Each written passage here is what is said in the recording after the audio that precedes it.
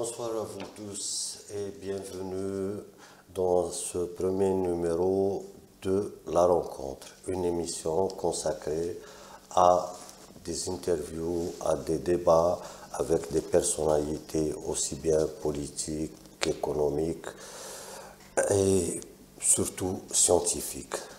Pour ce premier numéro, nous accueillons M. Abdelkader Khamri, une personnalité assez connue sur la scène algérienne, pour discuter de beaucoup de choses. Bienvenue, M. Abdelkader Khamri. Merci, Yassine, merci. Donc, on va commencer par la fin d'une adhésion au FLN. Le 23 avril, soit un mois après le début du Hirak, Abdelkader Khamri décide de démissionner du comité central du FLN.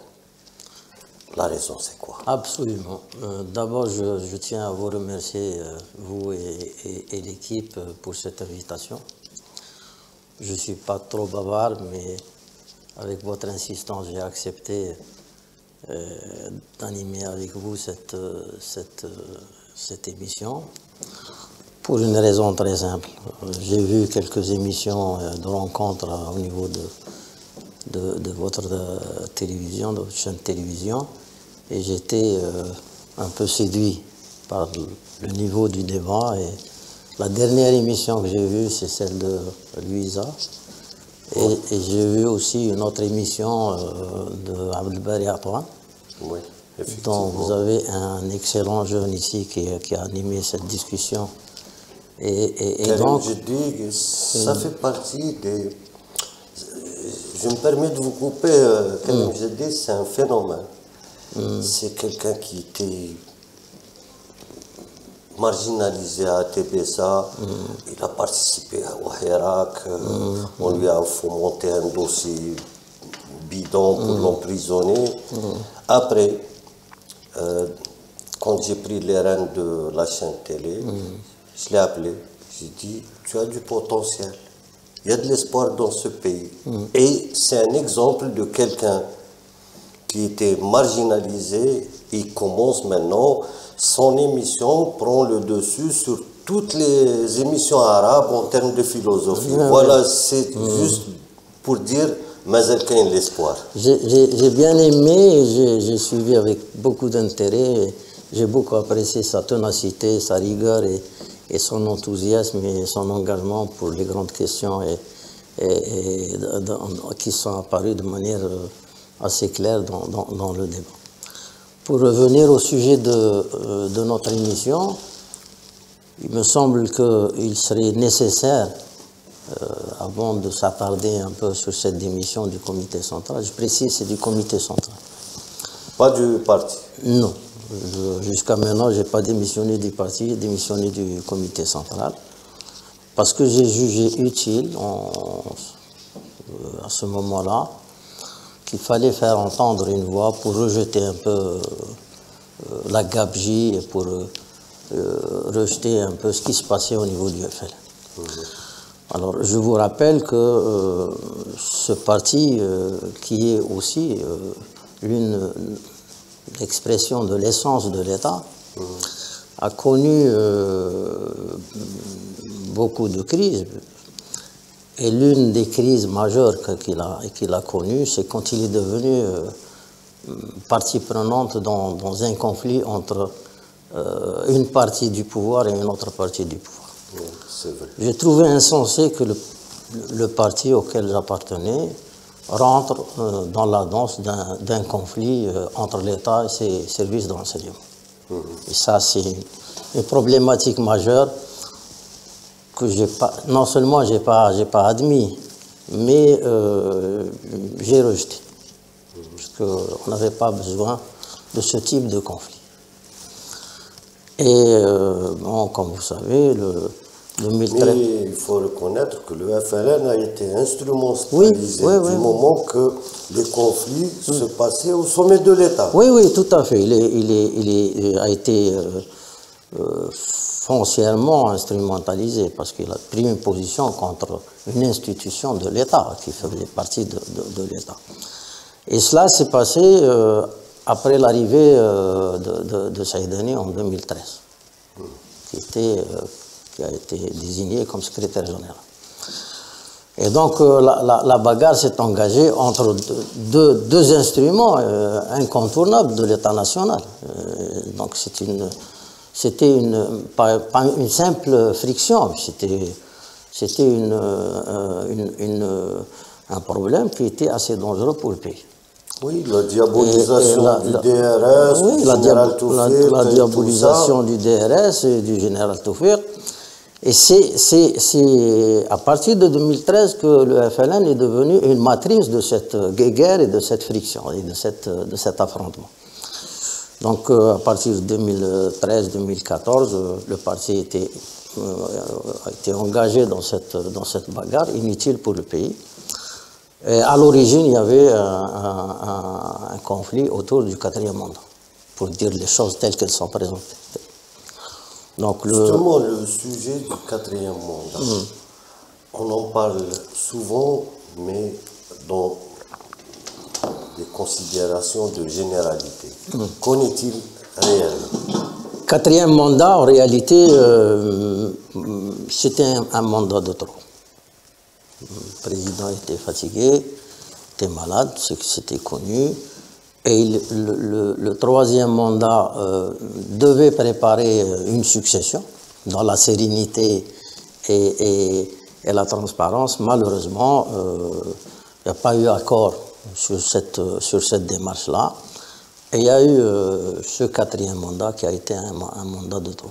Un mandat de trop, et tout le monde le reconnaît, même ceux qui ont participé à ce 4e mandat. Et sincèrement, moi je pensais qu'on allait reprendre nos raisons et nos esprits pour aller vers un apaisement et pour aller... alors que ce 4e mandat a fini par démanteler un service. Ça, c'est historiquement connu.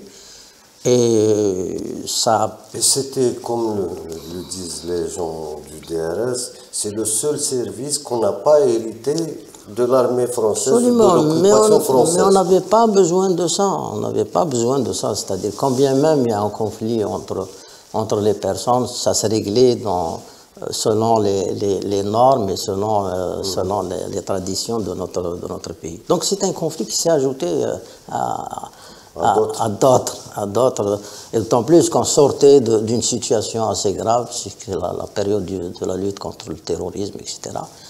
Et moi, je pense et je suis convaincu que ça faisait partie d'un plan de démantèlement de l'État. Voilà ça en ce qui concerne le 4e mandat. Donc, le 4e mandat qui est sorti de la tradition, je veux dire, de l'élection présidentielle et qui était objet d'affrontements et de frictions assez graves. Et depuis, on n'a pas levé la tête. On n'a pas relevé la tête.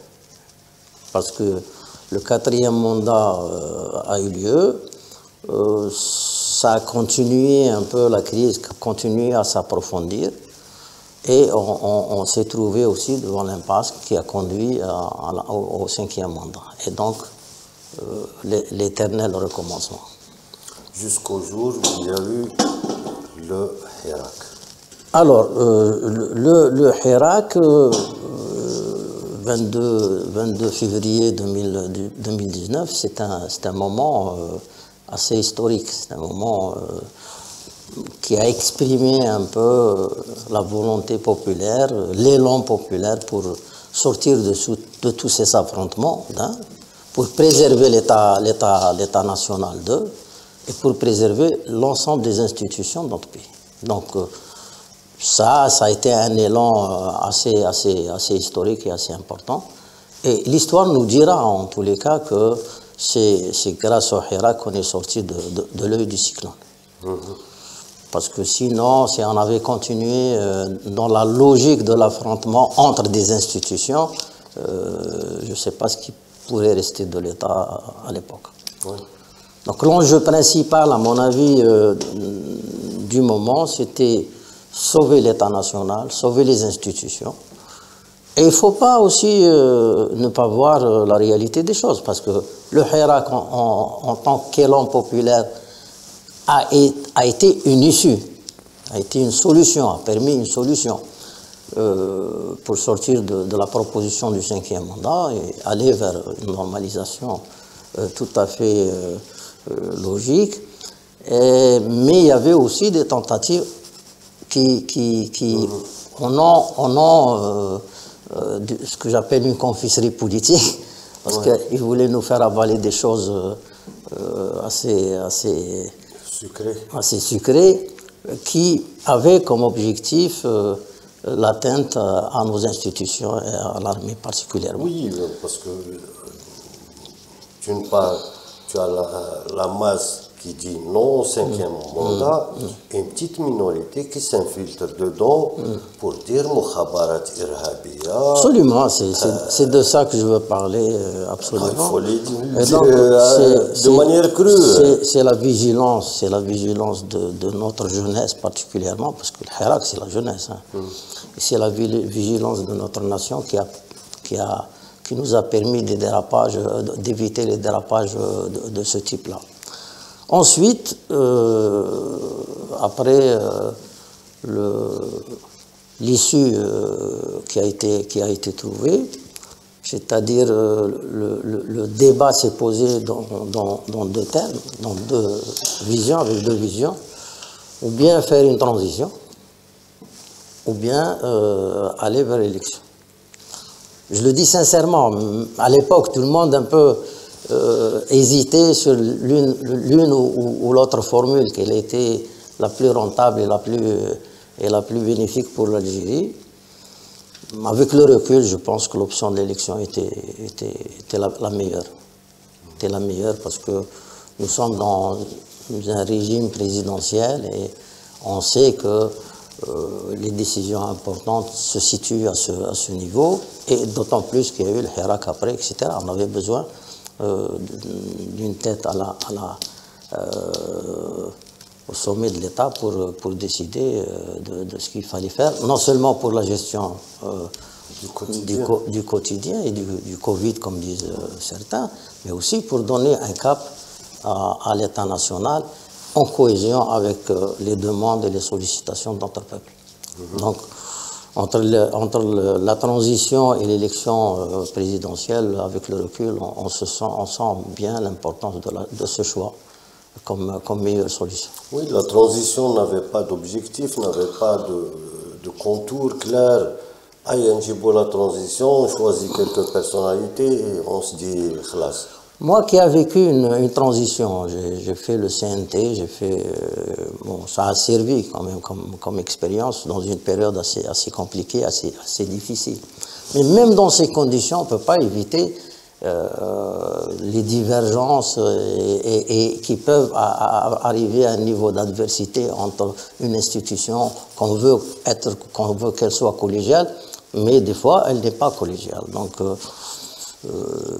l'analyse historique nous dira si les institutions de la transition qu'on avait mis en place à l'époque étaient efficaces ou pas. Mais elles nous ont permis de sortir de la crise. Mais pour le reste, je pense que le retour à l'élection est toujours la meilleure solution. Bien sûr. D'ailleurs, c'est écrit noir sur blanc dans la Constitution. Ouais, donc la transition, c'est quelque chose d'exceptionnel par rapport à la Constitution. Et il y a aussi l'avantage dont on a bénéficié à travers ce choix-là, c'est le retour à l'agenda, à l'élection présidentielle, la préservation de l'élection présidentielle, ce qui n'est pas rien dans la vie d'une nation. Donc la transition aussi pouvait ne pas nous permettre la préservation de l'agenda de l'élection présidentielle. Très bien. Donc on passe le cap du 12-12-2019. Qu'est-ce qui a changé à ton avis? Écoute, avant ça, je dis la crise a continué au niveau du FNL. Et dans la direction de ce démantèlement. On ne sait pas éloigné des aspects de la crise rapidement. Le parti reflète aussi ces éléments de la crise.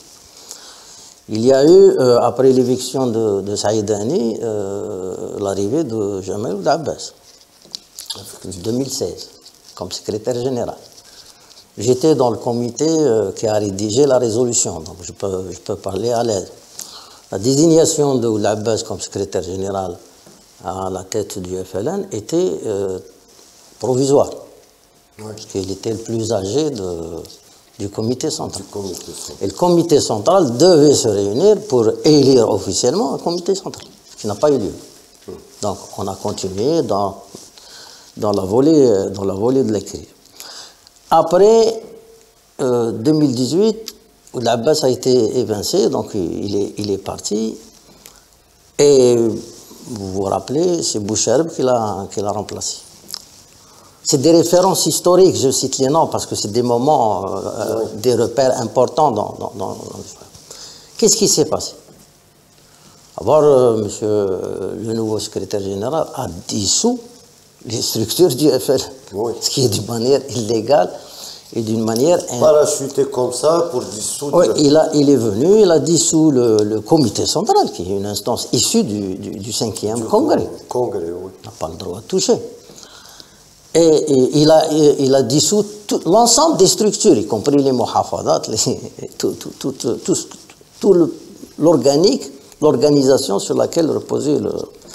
Et ensuite, il y a la signe grave de la continuité du démantèlement de l'État national, de l'État central. On a été à l'Assemblée. Oui, on a cadenassé l'Assemblée. Quel est le patriote, quel est l'Algérien tout court qui pouvait accepter une telle débandade au niveau de...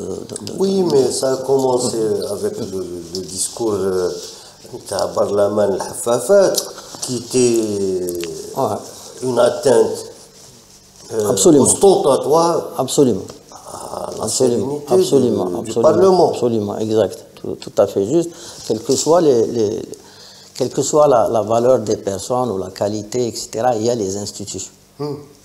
Moi, en tant qu'enfant du système qui a grandi et quand je dis système, c'est l'État. L'État qui nous appartient à nous tous. Donc, moi qui a grandi dans les institutions de l'État, j'ai trouvé affreux cette débandade qui n'a épargné aucune institution, sans compter l'absence totale de l'État. Il n'y avait pas de répondant, il n'y avait pas de décision importante, il n'y avait pas de retour, comme on dit. Ni pour les alertes qui étaient lancées par les gens qui voulaient que les choses aillent mieux, ni par les institutions qui étaient concernées par ces alertes. Et ça, c'est une déficience et un manque grave dans l'exercice du pouvoir en Algérie. Et donc, après Boucher. Donc, est-ce que c'était une simple démission, un abandon de l'activité politique, ou bien qu'est-ce qu'il y avait? C'était une manière pour faire entendre une voix divergente,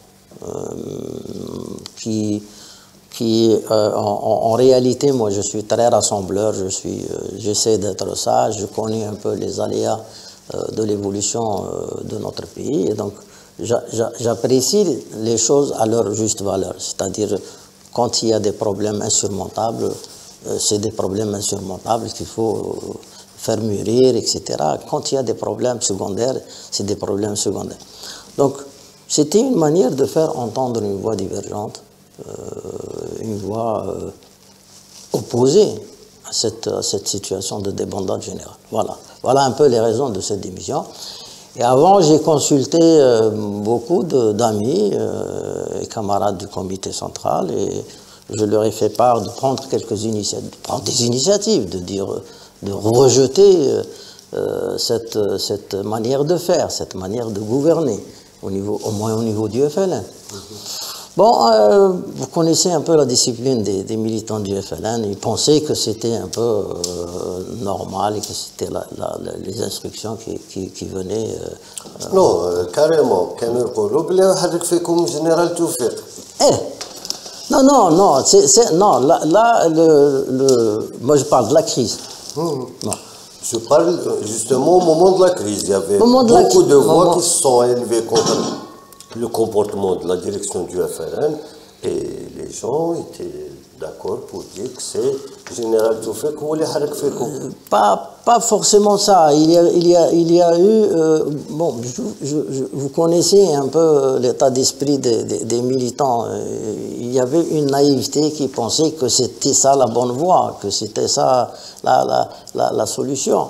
D'autant plus qu'on a présenté les choses autrement. On voulait le discours qui a enveloppé tout ça, c'était un état civil. Non, ça c'est en opposition ça c'est pas au niveau du Hirak. Le Hirak c'est autre chose. Oui, moi je parle des institutions. La lutte ou la guerre qui a été enclenchée contre nos services d'enseignement, il faut les assumer avec fierté quand même. Ça s'est enveloppé par l'option, on veut le retrait des services de sécurité de la politique, etc. Mais ce n'était pas la réalité, c'était uniquement pour régler le compte à un groupe. Oui. Donc ça n'a pas changé. On passe dans l'après 12-12. L'après 12-12. D'abord, il faut dire que le choix de l'élection était bon, stratégiquement parlant. Donc ça nous a permis d'aller vers les choses essentielles, une fois l'élection faite. Quels étaient les impératifs? Moi j'ai parlé d'un processus de démantèlement des structures de l'État, des institutions. C'est assez grave. Les gens n'imaginent pas la gravité de la chose. Donc, si l'Algérie avait continué dans cette voie, je ne sais pas, on aurait très peu de choses à ramasser par la suite. Donc, l'élection, comme j'ai dit, a permis de commencer un redressement de la situation. Et donc, dans cette débandade générale, on avait besoin d'orienter l'action politique, après l'élection des présidents, vers ce que j'appelle les impératifs. Quels étaient les impératifs? Premier impératif, c'était le rétablissement de l'ordre public. Et ça, c'est quand même un enjeu stratégique. On ne peut rien faire sans l'ordre public. Ouais. C'était la débandade dans la rue. C'était la débandade à l'intérieur des institutions de l'État. C'était plus grave que ça. Le deuxième impératif, après l'ordre, le rétablissement, la restauration de l'ordre public, c'était la restauration de l'État. Parce qu'elle partait dans tous les sens. Il fallait restaurer l'État. La restauration de l'État, c'est vital pour l'Algérie. Parce que je vous ai décrit un peu. C'est pour ça que je suis revenu sur la chronologie des événements pour montrer un peu la gravité de la situation de l'époque. Donc, il y a eu impératif de la restauration de l'ordre public pour restaurer l'État, qui en soi a un impératif stratégique et vital pour la nation, pour l'unité de la nation, pour l'unité du territoire. L'unité de notre pays. Et il y a eu l'impératif de l'assainissement économique et financier. Je pense que ces trois impératifs, ces trois enjeux ont été, j'allais dire, plus que stratégiques pour la survie de la nation. Parce qu'il ne peut pas y avoir une survie de la nation sans survie de l'État. Avec en surplus la menace extérieure. Ça, c'est un autre volet sur lequel on va revenir par la suite avec plus de précision et plus de détails. Donc, les choix en tant qu'impératifs étaient des choix justes. Et je pense que ça a été au niveau de l'agenda présidentiel d'une manière claire et nette. Donc, la bonne lecture, c'est ça.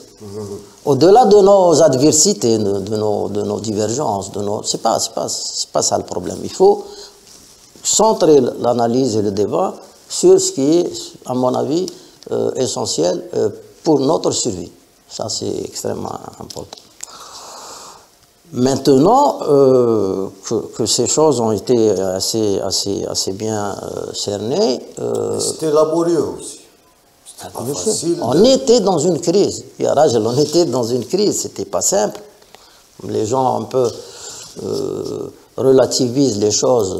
Et c'est pas uniquement la société qui était en crise. La société était en crise et l'État était en crise. C'est ça la chose qu'il faut faire comprendre, il faut analyser. Et c'est extrêmement important de comprendre ces enjeux.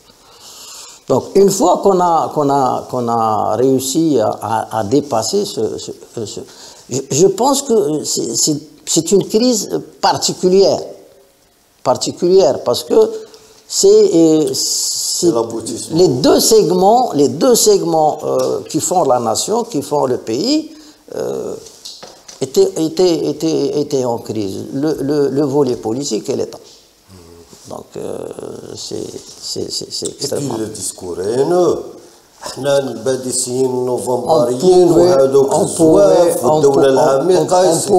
On pouvait aller dans tous les sens. Et je le dis pour l'histoire. Hein. Heureusement qu'il y a eu ce cap de l'élection. Parce que, à un moment, on était tous un peu hésitants, transition ou élection. Maintenant, avec le recul, c'est prouvé maintenant que l'élection était un bon choix. Bon.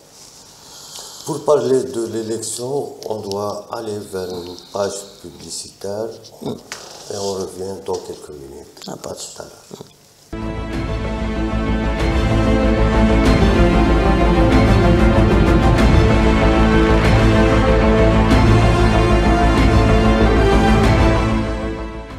Bienvenue à nouveau dans cette émission consacrée à un débat avec M. Abdelkader Khamri que nous entamons avec une question sur ce qui s'est produit après le 12-12.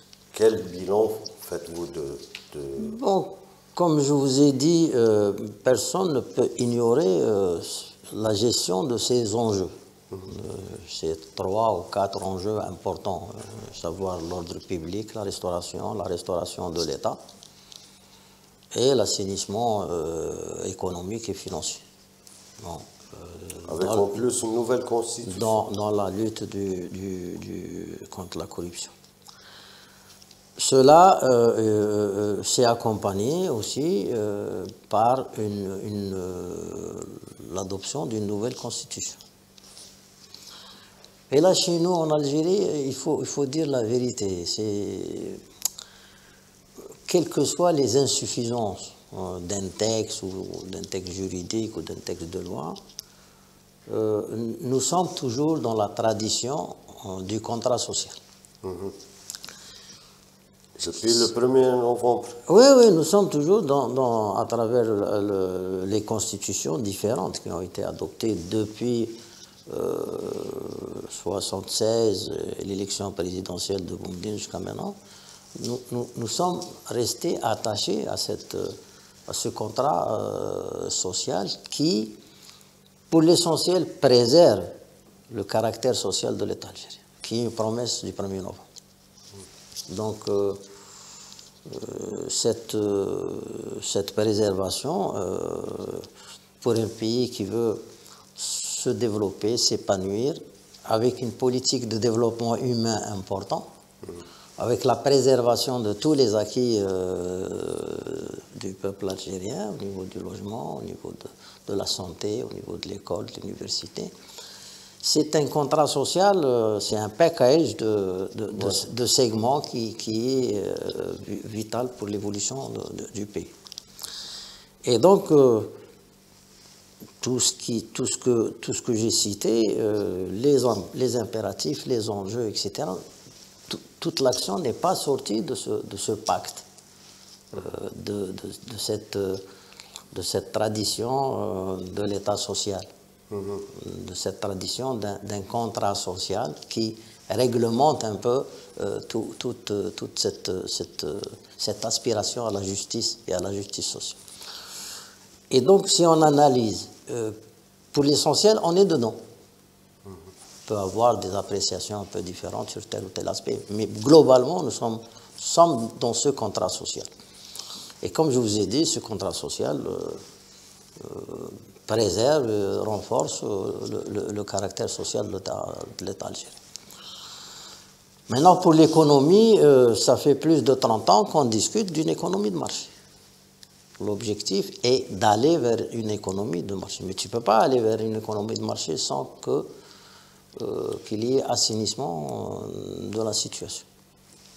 Et dans l'assainissement, bien sûr, il y a un ensemble d'éléments, et parmi les éléments, l'orientation du pays vers l'après-pétrole. Je crois que c'est un enjeu stratégique. Aujourd'hui, on parle de possibilités de réindustrialisation de l'Algérie. Aujourd'hui, on parle de possibilités qu'offre l'agriculture au développement de notre pays. Alors, je crois que c'est des indices assez importants, assez féconds pour l'avenir, et de cette économie de marché qu'on veut intégrer, qu'on veut qu'elle soit intégrative de l'ensemble des activités socio-économiques, mais avec aussi une dimension de l'indépendance alimentaire, de nous soustraire un peu de la pression internationale sur ces questions-là. Et ça, il faut intégrer ça dans la vision géostratégique et géopolitique. C'est-à-dire, si on veut aller vers l'indépendance alimentaire, c'est pour se soustraire de cette pression internationale. Bon, le monde est fait comme il est fait. Hein. Donc, il faut que l'Algérie, avec tout le potentiel qu'elle a, humain, en richesse, etc., transforme l'ensemble de ces richesses en facteurs de croissance. Et je crois qu'il faut analyser l'ensemble des élément par élément, pour avoir une vision tout à fait prospective dans cette direction. Et je pense qu'il y a énormément d'indices qui plaident pour cette vision. Le fait que, par exemple, l'industrie retrouve sa place dans le PIB à hauteur de 8%, c'est déjà un acquis. C'est des acquis. C'est des acquis qu'il faut consolider. C'est-à-dire qu'il ne faut pas rester au constat, c'est des acquis. Non, il faut consolider. On ne peut pas les consolider sans aller de l'avant dans la clarification des termes du débat.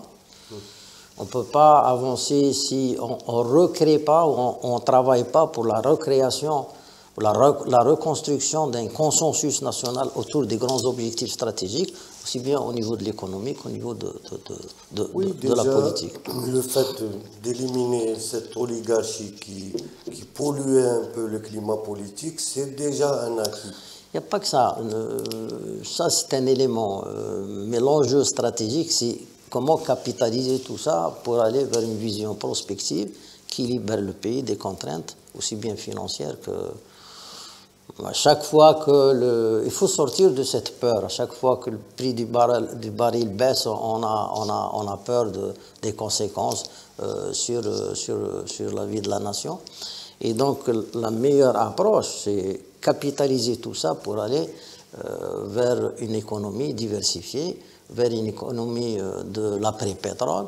Et le souhait de tous les patriotes de notre pays, c'est d'atteindre un cap qui devient irréversible dans ce champ. Et donc, l'effort des Algériens est demandé pour ça. L'adhésion des Algériens est demandée autour de ça, comme j'ai dit, pour reconstruire le consensus autour de l'État, autour des institutions. Et là, je rejoins aussi le dernier message, le message de Sid Ahmed Ghazali, qui demande au peuple de soutenir son pouvoir et de soutenir son armée nationale. C'est des éléments de réflexion. Ce n'est pas une évaluation. Je parle l'ensemble des données chiffrées pour évaluer de manière précise les choses. Mais je pense que la tendance, elle est là. La tendance, elle s'exprime elle-même. Et les rapports des institutions internationales qui s'occupent de ça donnent une bonne appréciation à ce bilan. En parlant justement de Sidi Ahmed Ghazali, il s'est produit quelque chose la semaine. C'est la rencontre du président avec les partis représentés dans les assemblées élues. Il y en avait 27 partis. Ça ne s'est pas produit depuis août 1991, lorsque Sidi Ahmed Ghazali avait rassemblé tous les partis. La conférence nationale à laquelle j'ai participé, j'ai même contribué à l'élaboration du communiqué final. Non, du concept lui-même. Ah, d'accord. Avec Belkhaïd Laïra. D'accord. Donc, cette normalisation des relations entre les partis politiques, l'opposition, avec le pouvoir suprême en Algérie, qu'est-ce que vous en pensez? Je pense qu'il ne faut pas s'arrêter à une rencontre de ce type-là. Il faut analyser ce qu'elle peut exprimer pour le présent et pour l'avenir. D'abord, moi j'ai parlé de la reconstruction du consensus national. On ne peut pas reconstruire un consensus national tout seul. Il faut des partenaires. Il faut l'adhésion de tous. Il faut des partenaires, et des partenaires politiques. Deuxièmement, on ne peut pas construire la démocratie sans les partis. Et donc, rôle tout à fait normal que les partis doivent jouer dans ce pays. Je souhaite que l'ensemble de ces partis ne s'éclipse pas après cette rencontre. Donc, il faut encourager la vitalité, encourager la mobilisation autour des grands enjeux et des grands équilibres que demande la vie politique de la nation. Plus que ça, cette vision va contribuer à recréer les grands équilibres du pouvoir, du système et de l'État. C'est-à-dire c'est nécessaire, je veux dire, c'est pas uniquement une activité normale, c'est nécessaire si on veut préserver les grands équilibres de l'État, les grands équilibres de la nation et de la société. Et donc, ce type de débat aussi fait partie de ça. Et ce type de débat qu'on peut avoir ici, qu'on peut avoir ailleurs, qu'on peut avoir au niveau de la presse écrite, c'est important. D'autant plus que après cette période tumultueuse, comme tu as dit, difficile, complexe, etc., il est très difficile de cerner un peu les enjeux essentiels des enjeux secondaires. Ça, tout est lié. Tout est lié. Et donc, un travail de clarification de la part des institutions, de la part du président de la République, de la part du Parlement, des partis, etc., et du syndicat, c'est nécessaire. Et quand on dit les grands équilibres, c'est pour éviter les fractures, pour éviter la casse, pour éviter... et je pense que maintenant, les conditions, même incomplètes, sont réunies pour que l'Algérie s'oriente vers l'apaisement pour l'ensemble des enfants de l'Algérie, pour l'ensemble des acteurs, vers plus de débats nécessaires à la vie de la nation. Et je pense qu'il est tout à fait souhaitable et tout à fait envisageable et tout à fait possible de créer un climat politique et un climat j'allais dire institutionnel qui nous éloigne un peu de ces frictions, de ces fractures. L'Algérie a besoin de sérénité. Avec plus de sérénité et avec plus d'apaisement. L'Algérie a besoin de ça.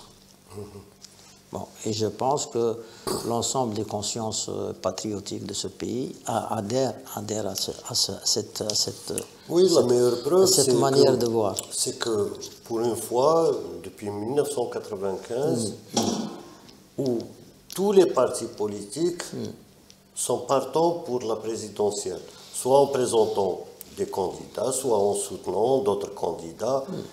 C'est la première élection présidentielle à laquelle il n'y a pas eu appel au boycott. C'est déjà un acquis. Tu m'évoques, tu évoques un aspect qui me renvoie à un débat qui est très très ancien. Au début de l'émission, j'ai dit que nous appartenons à l'État.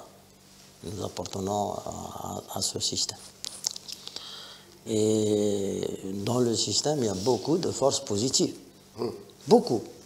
Un énorme potentiel d'hommes et de femmes qui veulent que leur contribution soit à un niveau un niveau de sérénité, un niveau d'activité, un niveau d'initiative pour contribuer à l'effort national. Et ça, c'est ce qui fait notre fierté.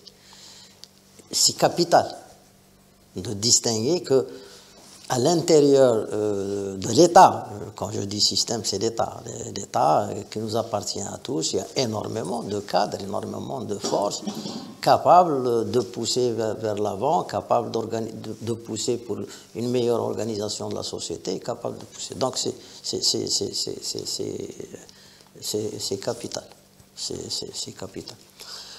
Alors, je reviens à cette large participation qui peut faire partir aussi d'un rebond vers un large consensus, la reconstruction d'un consensus sur des bases claires et précises. Mais dans le débat historique, je veux dire depuis quand même assez longtemps, qui remonte d'ailleurs à la dissolution de l'ORP, qui a été créée pour contrer le système de Boumediene après 65 et qui a abouti à dire c'est pas la meilleure voie, on va s'organiser pour changer de l'intérieur. Donc le débat, le débat de l'extérieur, le changement de l'intérieur, le changement de l'extérieur, bon, chacun peut faire son bilan. Moi, je pense, et ça c'est aussi immédiat et c'est vital, de dire que chaque centimètre carré que les forces patriotiques, les forces démocratiques, les forces de progrès dans ce pays cèdent au niveau de l'État, il est remplacé par des forces qui veulent détruire l'État.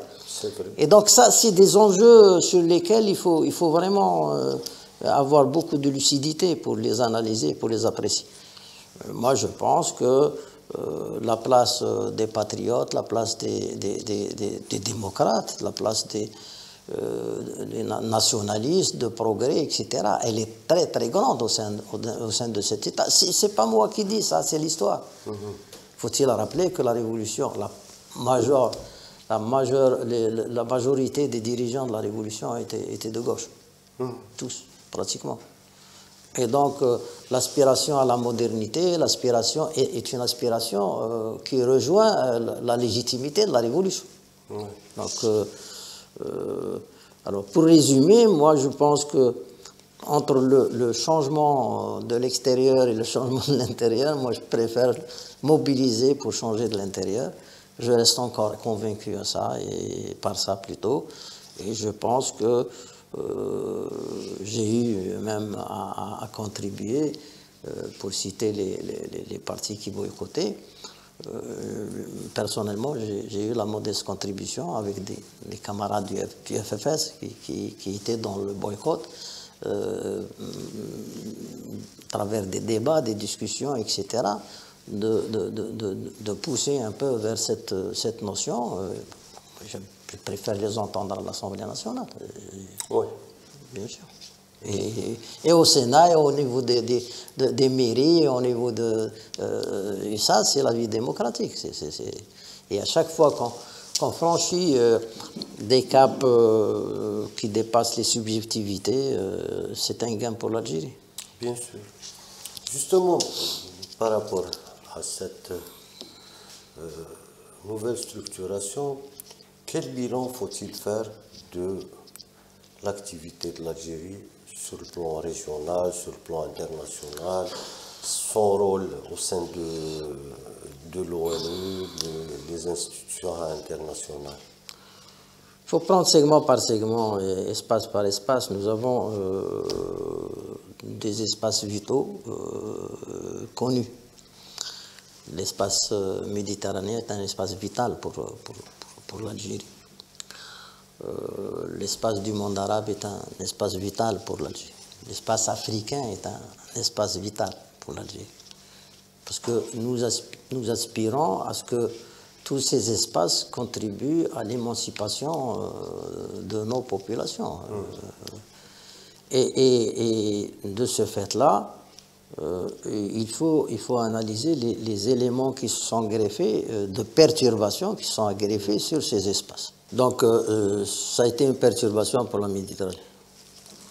Ensuite, l'espace vital arabe a été perturbé par une série de choses. Normalisation. Pas uniquement la normalisation. Moi, je crois que les frictions principales autour de la nature, comment gérer la lutte des Palestiniens, comment le problème de la contribution des pays arabes, actifs ou pas actifs dans ces questions. Donc, le monde arabe est traversé par une évolution que vous connaissez. Le sommet de Beyrouth a essayé de refixer un peu les pays arabes autour de la question palestinienne, et ça c'était à l'origine une bonne chose, qui a fixé les règles de la coopération au niveau des pays arabes et qui a fait de la reconnaissance des deux États et de la création de l'État palestinien un impératif incontournable. Donc, et nous adhérons, nous sommes dans cette logique. Nous sommes pour la solidarité arabe, je ne pense pas que l'Algérie remet en cause la solidarité et la coopération arabe, mais le contexte a changé, le contexte est difficile, le contexte est compliqué. Pour le Sahel, il y a une chose à dire pour le Sahel, et c'est clair et net, nous n'avons jamais été pour la politique de la France-Afrique. Nous avons toujours condamné la politique de la France-Afrique. Nous avons toujours milité pour l'épanouissement et l'indépendance totale des pays africains. Donc on n'a rien à nous reprocher sur ces choix. C'est des choix stratégiques pour l'Algérie. On a toujours été contre l'ingérence dans les affaires des pays de manière générale, mais de plus qui sont nos voisins, nos amis, nos frères, comme vous voulez. Et l'Algérie a contribué énormément à la coopération avec les pays voisins du Sahel et en Afrique de manière générale. Je rappelle le Népal, je rappelle l'effacement des dettes, je rappelle plein de contributions et plein de choses. Et on le fait par devoir. L'Algérie l'a fait par devoir de solidarité, par devoir d'amitié, par devoir de voisinage. Donc à ce niveau-là, on n'a pas de reproche. Connaissons une turbulence actuellement, mais je pense que l'Algérie et nos pays voisins du Sahel ont la capacité de la dépasser, et c'est souhaitable. C'est souhaitable pour nous et pour les pays du Sahel à dépasser cette petite turbulence.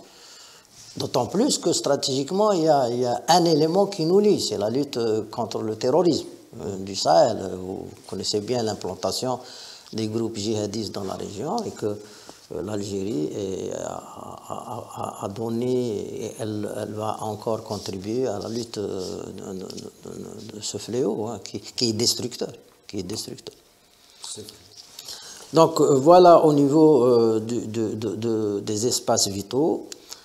Je reviens à la question centrale que j'ai évoquée dans le cadre de l'espace arabe, la question palestinienne. Je crois que ce que l'Algérie a fait pendant les 6 derniers mois, la Ligue arabe ne l'a pas réalisé pendant 60 ans. Oui, peut-être, mais au-delà de ça, je me centre sur les faits essentiels. Dans cette décomptation, particulièrement après après le début de la guerre contre notre peuple palestinien, Hazel, innocent, qui a le droit de se battre pour son indépendance et sa liberté, il y a eu une guerre génocidaire à Gaza. Donc l'Algérie a toujours soutenu la lutte du peuple palestinien. Il ne faut pas oublier que l'État palestinien est né sur le territoire algérien, qui a été annoncé par que Dieu ait son âme par le président Arafat lors du CNT historique qui s'est tenu à Alger. Donc sur cette question, il n'y a aucun crédit à faire à quiconque. C'est-à-dire la clarté de nos positions, la clarté de l'engagement et la clarté de toute façon, la clarté de la mobilisation de nos pouvoirs successifs depuis l'indépendance à maintenant, et la clarté du peuple algérien dans son soutien. Et moi je dis que personne ne peut se dérober ce devoir, parce que le peuple est vigilant sur cette question. Le peuple est très vigilant sur cette question. Il faut saluer cette vigilance. Donc notre soutien, il est fécond, il est, j'allais dire, assez important à la cause palestinienne. Notre activité au niveau des institutions internationales, vous avez cité le Conseil des Nations Unies, le Conseil de sécurité, etc., c'est tout à fait le prolongement et de la position du peuple algérien et de la position du pouvoir algérien et de ses institutions, de la République algérienne, de ses institutions. Donc ça, c'est clair. Et cette contribution, ou cet apport, ou cette mobilisation, elle est en train de produire une décantation historique. C'est qui s'exprime à travers les premières reconnaissances de l'État palestinien par des pays de l'Union européenne. Chose qu'il faut encourager, féliciter et encourager pour que ça devienne irréversible. Je pense que les chancelleries européennes sont conscients de l'enjeu des deux États, et la contribution de l'Algérie dans le soutien de l'enjeu de la résolution du problème palestinien dans la direction des deux États, il est incontournable, il est là. Très bien.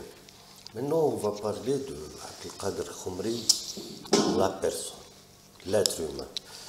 Alors, est-ce que vous permettez que j'ajoute une petite chose? Allez-y. Je n'ai pas évoqué au niveau du Maghreb. La question sahraoui existe depuis une quarantaine d'années. Jusqu'à maintenant, elle n'a pas trouvé d'issue. Il est souhaitable que ce dossier trouve une solution rapide. Mais comme j'ai parlé de l'apaisement pour nous, l'apaisement pour tous les peuples de la région, et je dis tout simplement que aujourd'hui, avant de venir ici, j'ai revu un peu la déclaration du sommet de Zeralda, qui a réuni le roi Hassan II, le président Chadli, Zine Abidine Ben Ali, Kadhafi, Mouawiya Ould-Tara. C'était en 88, il me semble. Je pense, oui. 89, 90, comme ça. Donc la déclaration a jeté les jalons pour la construction du Grand Maghreb. Tous les peuples ont intérêt à ce que ce projet avance. D'ailleurs, le sommet avait institué le Parlement pour l'Algérie, le Parlement maghrébin en Algérie, son siège est là, la Banque pour la Tunisie, je pense, la justice pour le Maroc. C'est un processus qui avait commencé, et puis les aléas de la politique l'ont bloqué. Il faut dire que ce n'est que des aléas de la politique. Au niveau de la volonté, elle est intacte. C'est les Marocains qui ont commencé par le détruire. Je dis tout simplement que nous restons attachés au niveau de l'Algérie à ce projet qui est un projet des pères fondateurs. Il faut le renvoyer à ses racines au sommet de Casablanca. Ce qu'il y a et qui mérite débat, c'est qu'avec le temps, il y a un facteur de blocage nouveau qui est apparu. un blocage assez important. Au niveau de la géostratégie, au niveau de la géopolitique, au niveau de la défense de l'Algérie, au niveau des grands... normalisation avec Israël. Pas uniquement la normalisation, c'est plus que ça, puisque on est en face d'une alliance militaro... implantation des unités militaires israéliennes sur le sol marocain. On est dans une situation d'implantation, comme tu dis, israélienne dans la région, et on est face à une coopération entre le Maroc et l'Israël militaire, ou militaro-industriel, parce qu'ils construisent des usines de production de matériel militaire. Et donc ça, il est difficile d'envisager un peu comment les choses évolueront, mais je dis que ça, c'est un facteur de blocage assez important. Très bien. Donc, pour revenir... Enfin, je ne sais pas si vous êtes d'accord avec moi ou pas, mais... C'est-à-dire que c'est un projet qui était morné. Déjà, la reconnaissance des frontières, Hassan II vient signer avec Chadli. Quand il rentre chez lui, le Parlement marocain refuse de ratifier tout ça. Oui. Le Parlement marocain s'est opposé à une décision du roi. C'était l'unique. Donc, je suis tout à fait d'accord. C'est mal parti depuis le départ. Et puis, il vient provoquer les Algériens avec son bateau pour accueillir Abbas Madani sur son bateau et provoquer les Algériens. C'est quoi? Il vient nous parler de laboratoire algérien. Moi, je pense que l'histoire retiendra tout ça.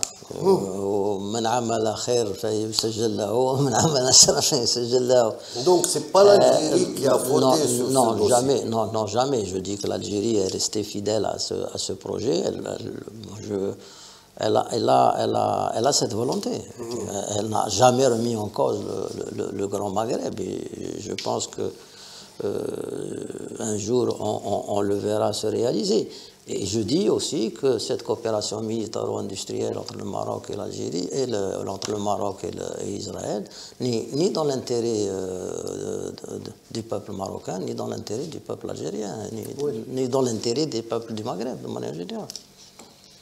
Alors, on est là devant une situation bloquée. qu'il faut souhaiter qu'on la dépasse, et puis voilà. Alors, pour revenir à Abdelkader Khamri, étant tout jeune, membre du comité central du FLN, et rivalité au sommet de l'État, le président Chadli décide de suspendre Abdelaziz Bouteflika du comité central. Tout le monde adhère et Abdelkader Khamri vote contre cette résolution. Alors, pour revenir à la genèse des choses, il faut dire qu'au niveau du Conseil de la Révolution, il y avait une rivalité pour la succession de Boumediene après son décès. Et que les deux têtes qui se bagarraient cette succession, c'était Bouteflika et Mohamed Saleh. Moi, j'étais secrétaire national de l'UNJA à l'époque. L'ensemble du Conseil national de l'UNJA, le gros du Conseil national de la C1 de l'UGTA, le mouvement féminin, l'UNFA à l'époque, on avait pris position pour Mohamed Saleh, pour que les choses soient claires. Et de manière claire, c'était pas... Les organisations de masse. Ah oui, non, et c'était un grand challenge pour ces organisations de masse. Le choix a été fait entre Bouteflika et Mohamed Saleh. Nous avons choisi Mohamed Saleh. Mais moi, j'ai fait mon école avec ces grands-là. Donc, c'est pour ça que je dis, quand je parle du système, pour moi, c'est tout cet itinéraire. Donc, Et au niveau du Congrès, le Congrès a choisi le président Chadli, que Dieu ait son âme. Et puis on a pris acte de ce choix. Donc il y a eu l'élection du président. Il y a eu, au Congrès, il y a eu la constitution, le vote et l'élection du bureau politique et des instances du parti, et j'en ai fait partie au niveau du comité central. Moins d'une année, les divergences et les frictions ont envahi le bureau politique. Et donc on est rentré dans une phase un peu de la déboumdinisation, comme on l'appelait. Il y avait un projet qui mettait un peu en face l'ensemble des parties de ce débat-là. Malheureusement, le choix a été pris dans le congrès extraordinaire une année après, qui était un congrès qui n'était pas censé de régler les problèmes organiques. Donc le congrès était consacré par le 4e congrès pour faire la synthèse de l'évaluation de la situation économique. Avec Abdelhamid Brahimi, on a transcendé cette résolution. Et le bureau politique a orienté le congrès vers un congrès général, un congrès extraordinaire, mais sur l'ensemble des questions, les questions économiques et aussi les questions politiques et organiques.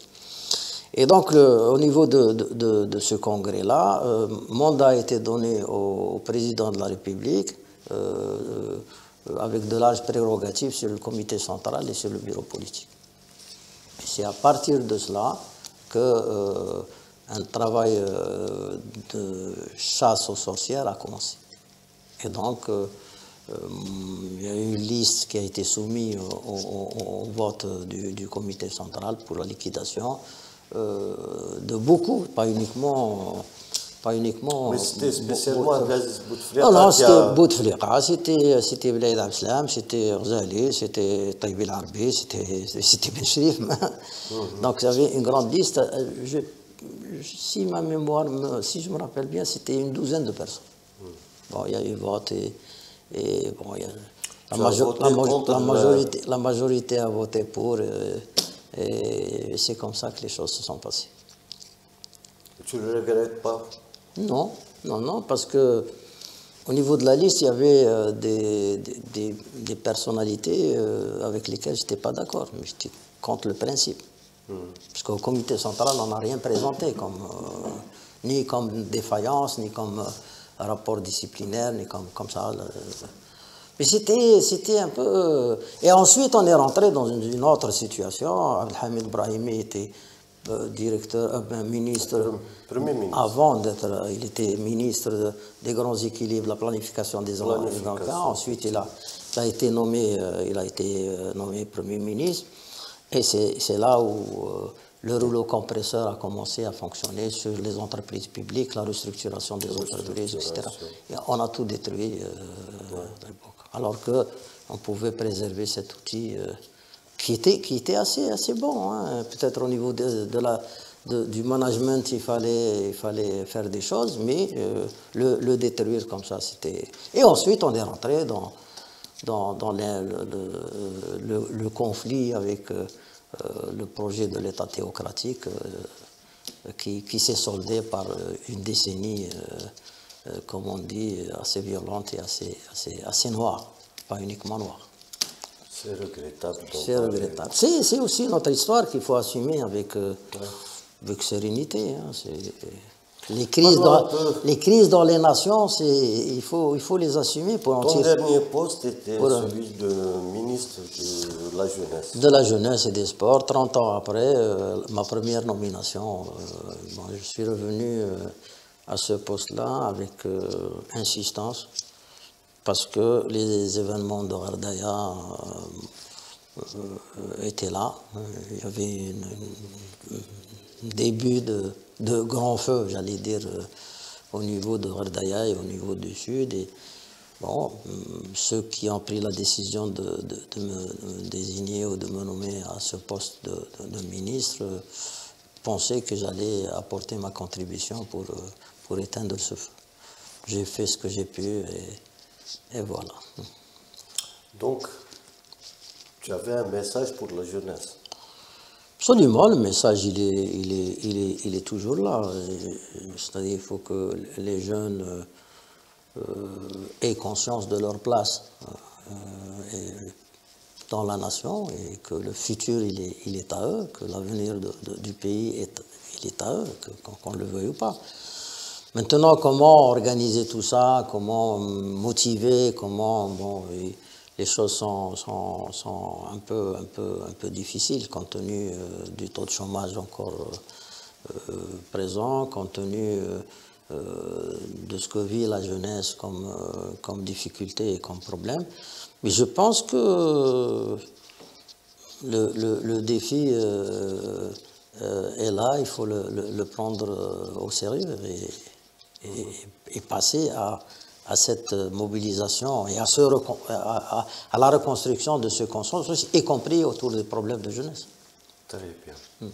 Alors, une dernière question qui se place comme légitime. Nous sommes à la veille d'une élection présidentielle. Oui. Nous avons plusieurs candidats de tous bords. Khamri, qu'est-ce qu'il en pense? Bon, comme je t'ai dit, la préservation de l'agenda de l'élection présidentielle est important. Est important qu'on fait historique, je veux dire. Sortir de cet agenda, pour moi, ne peut pas l'imaginer. Donc c'est déjà...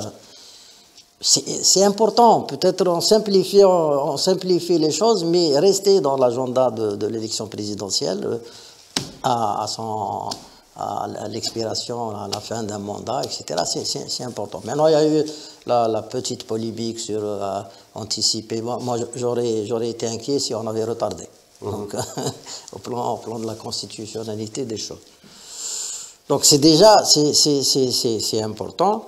Que la compétition soit ouverte, c'est tout à fait normal. C'est un signe de bonne santé. Oui, c'est tout à fait normal, un signe de bonne santé. Maintenant, quant à ma modeste contribution, à ma modeste présence, bon, je vous ai dit, moi je suis un enfant de l'État, un enfant du système.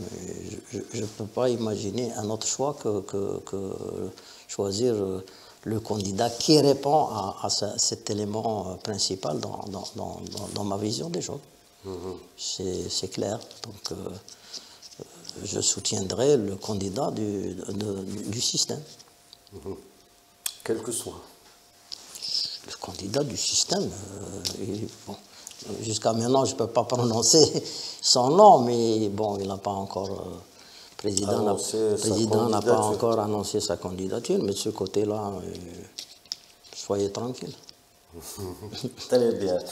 Avant de clôturer, je voudrais passer un message à ta fille qui a été mon élève à une époque à Sawali. Oui. Alors, je dois la saluer. Oui. Et je te remercie. Wafa, oui, c'est vrai. Alors, je te remercie pour cette sagesse dans le débat, dans le discours. Et je vous dis à bientôt, Inch'Allah. À bientôt. Le dossier jeunesse mérite d'être approfondi. Très bien. Merci à vous tous et à bientôt. Merci.